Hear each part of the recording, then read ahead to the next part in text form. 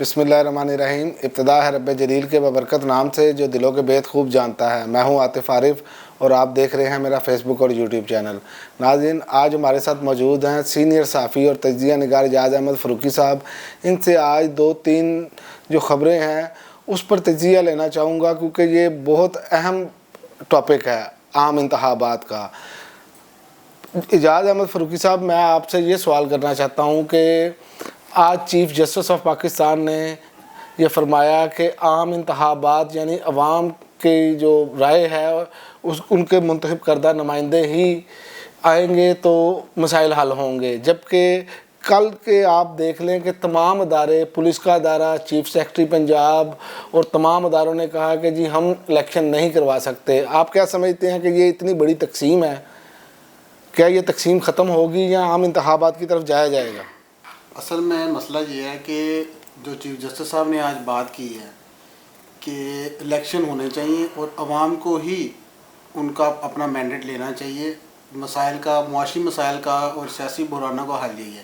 لیکن جو اس وقت تقسیم پیدا کی ہے اداروں کے درمیان، یہ ادارے اپنے مینڈیٹ کے اوپر آگے یہ بات نہیں کر رہے، ان سے کروایا جا رہا ہے۔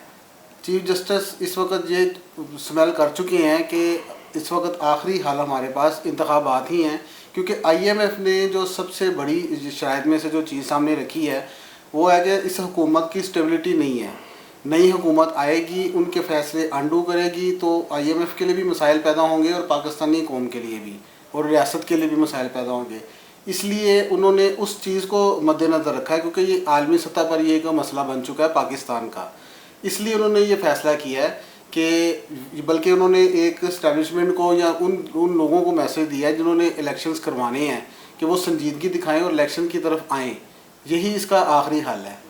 اور دوسری بات یہ ہے کہ آج جو پی ٹی آئی کے ارکان ہیں، ان کے 43 جو ارکان ہیں، ان کے استعفوں کی جو معطلی ہے وہ تو ہو گئی ہے اور وہ پارلیمنٹ ہاؤس پہنچ گئے ہیں۔ کیا آپ سمجھتے ہیں کہ یہ ان کا سیاسی سٹنٹ ہے کہ یہ اپوزیشن لیڈر بنانے کے چکر میں ہے؟ یہ سیاسی طور پر اس طرح کے اقدامات تمام سیاسی جماعتیں کرتی ہیں۔ عمران خان پہلے کہہ چکے ہیں وہ اپنے فیصلے کو انڈو نہیں کریں گے، وہ اس حکومت کے ساتھ اسمبلی میں کسی صورت نہیں بیٹھیں گے۔ وہ اپنے پتے کھیل رہے ہیں اور انہوں نے انگیج کیا ہوا ہے تمام سیاسی جماعتوں کو کہ وہ اپنے پتے کھیلتے ہیں اور اس کے بعد پھر وہ ان کے کورٹ میں گیند پھینک دیتے ہیں اور وہ اس پہ باتوں کا سلسلہ اور سیاست کا سلسلہ ان کا چلتا رہتا ہے۔ جو ان کے اپنے مقاصد ہیں وہ پورے ہوتے ہیں۔ الیکشنز اپنے ٹائم پہ ہونے ہیں، اس سے پہلے تحریک انصاف اسمبلی میں اس حکومت کے ساتھ، پی ڈی ایم کے ساتھ کسی صورت نہیں بیٹھے گی، یہ چیز طے ہے۔ لیکن وہ اپنی ایک سیاسی برتری ثابت کرنے کے لیے جو انہوں نے ایک فتح حاصل کی ہے عدالت سے، جو انہیں کامیابی ملی ہے، اس برتری کو دکھانے کے لیے یہ سارا کچھ ہو رہا ہے۔ عمران خان یا تحریک انصاف کبھی بھی اس حکومت کے ساتھ، پی ڈی ایم کے ساتھ کسی صورت بھی وہاں پر نہیں بیٹھے گی۔ وہ مذاکرات کی ٹیبل پہ نہیں بیٹھتے، وہ اسمبلی میں ان کے ساتھ کسی بھی صورت نہیں بیٹھیں گے۔ اور دوسری بات یہ ہے کہ وزیر خزانہ کا کہنا ہے کہ مذاکرات جو ہے نا ہمارے آئی ایم ایف کے ساتھ تقریباً کمپلیٹ ہو چکے ہیں اور اصلاحات پر اتفاق ہو چکا ہے، کہ جبکہ بعض خبریں یہ بھی گشت کر رہی ہیں، بلکہ تمام جو سینئر تجزیہ نگار ہیں انہوں نے کہا ہے کہ عمران خان کے دستخط ہونے ضروری ہیں اصلاحات کے معاملات پر۔ پہلی بات یہ ہے کہ آئی ایم ایف کے ساتھ اس حکومت کے کوئی مذاکرات نہیں ہیں۔ آئی ایم ایف جو کہہ رہا ہے، ان کے پاس کوئی معاشی پلان نہیں ہے، نہ ان کے پاس پیسہ ہے۔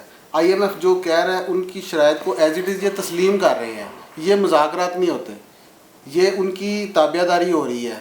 اس کا بوجھ عوام پہ آئے گا، ٹیکس لگیں گے، ہمارے بجلی کے بل، گیس کے بل، اشیاء خورنوش، یہ سب کچھ مہنگا ہوگا۔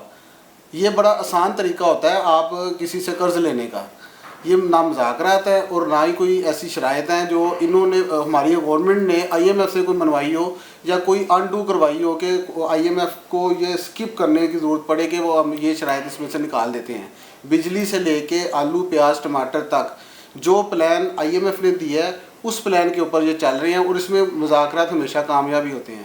تو دوسری ایک اور خبر ہے کہ ایل پی جی کی قیمتوں میں مزید 15 روپے فی کلو اضافہ ہوا ہے۔ پچھلے دنوں میں काफ़ी ज़्यादा बड़ा इजाफा इन्होंने किया था एलपीजी की कीमतों में। ये अब गरीब आदमी, हम आज बात करते हैं कि थोड़ी सी गरीब आदमी की, गरीब आदमी तो पिस कर रह गया। हर चीज़ का जो रेट है वो डबल से भी बहुत ज़्यादा हो गया है। देखिए एलसीज बंद होने की वजह से बाहर से कुछ भी पाकिस्तान दाखिल नहीं हो रहा, कंटेनर रुके हुए हैं। सिर्फ एलपीजी महंगी नहीं हो रही, मुर्गी का गोश्त उसकी फीड नहीं आ रही, मुर्गी की फीड नहीं आती, उसकी वजह से उसके कीमत पर, उसके गोश्त की कीमत पर असर पड़ रहा है। प्याज महंगा हो रहा है, आलू महंगे हो रहे हैं, फल बहुत महंगे हैं। जो भी चीज़ हम बाहर से लेके आते हैं वो उस वक्त रुकी हुई है और उसकी कीमत आसमान पे जा रही है। दवाइयाँ 400%, अद्वियात 400% महंगी करने लगे हैं। लेकिन ये बताए ना कि जो इनके ज़िम्मेदारान हैं उनके खिलाफ कार्रवाई अभी तक क्यों नहीं? जो जब का पाकिस्तान बना है उस वक्त तक, अब तक का अब ले ले, जो भी जिम्मेदार हुए हैं वो बिल्कुल बरी जिम्मा होता है, बल्कि वो वीआईपी मूवमेंट के जरिए बाहर चले जाते हैं। जिम्मेदारान असल में जो लोग जिम्मेदारान, जिन लोगों ने इन लोगों को पकड़ना है वो खुद उनके साथ बैठे हैं। तो इस सूरत में तो कभी भी आप माफिया तक नहीं पहुंच सकते। माफिया अलग नहीं है, इक़्तिदार में उसकी जड़ें मजबूत हैं, इसलिए वो कभी भी आप जिस तरह इमरान खान करता रहा कि मैं इनको माफिया को लगाम डालूंगा, वो नहीं लगाम डाल सका। इमरान खान माफिया को लगाम नहीं डाल सका सिर्फ इसलिए कि माफिया के पंजे ज़्यादा मजबूत हैं। किसी भी सूरत ये अभी मुमकिन नहीं दिखाई देता मुस्तकबिल करीब में कि आप इस तरीके से महंगाई को, इस माफिया को, ज़ख़ीरा अंदोज़ों को या इन चीज़ों को आप काबू कर सकें। और एक आखिरी सवाल है कि आज जो अपना महकमा मौसमियात ने कहा है कि हम जो है वो पाकिस्तान में बड़े ज़ल्ज़ले का खदशा ज़रूर है, लेकिन हमारे पास ये टेक्नोलॉजी नहीं है कि हम कोई एडवांस बता सकें कि क्या पाकिस्तान में कोई ऐसा काम आज तक नहीं हुआ कि किसी मैदान में भी हम कोई दुनिया के पीछे पीछे चल सकें। आप देखें तुर्की का मामला आपके सामने है, उसका 3 दिन पहले पेशगोई कर दी गई थी। देखिए हमारा जो निज़ाम बाकी भी सारे निज़ामों की तरह जो महकमा मौसमियात का निज़ाम है वो फरसूदा और बहुत पुराना है। इसी महकमा मौसमियात ने 2 दिन पहले ये कहा था कि पाकिस्तान की फॉल्ट लाइन्स और तुर्की की फॉल्ट लाइन्स बिल्कुल डिफरेंट है, उनमें बहुत फ़र्क है। इनकी अपना एक कैपेसिटी है, उनकी अपनी कैपेसिटी है, इसलिए वहाँ आने वाले ज़लज़ले का पाकिस्तान में कोई असर नहीं होगा और ना ही इस किस्म की कोई ऐसी चीज़ है, ना ही पाकिस्तान में कोई ज़लज़ला आएगा। लेकिन जिन साइंसदानों ने, डच साइंसदान ने वो जो पेशन गोई की थी कि पाकिस्तान में ख़तरा है, उनके पास टेक्नोलॉजी बहुत आगे है, लेटेस्ट टेक्नोलॉजी उनके पास। वो वक्त के साथ साथ अपनी टेक्नोलॉजी को अपग्रेड करते हैं, वो छोटी छोटी चीज़ पे रिसर्च करते हैं, उनके फंड्स मुख्तस होते हैं इन चीज़ों के ऊपर रिसर्च करने के लिए। पाकिस्तान के पास कुछ भी नहीं है, वही हालात है जो बरसों पहले लगाए गए थे। आज महकमा मौसमियात ये कह रहा है कि अगर इसका कोई ख़तरा है तो हम इसको देखेंगे, लेकिन अभी उसका हम वो दे नहीं सकते।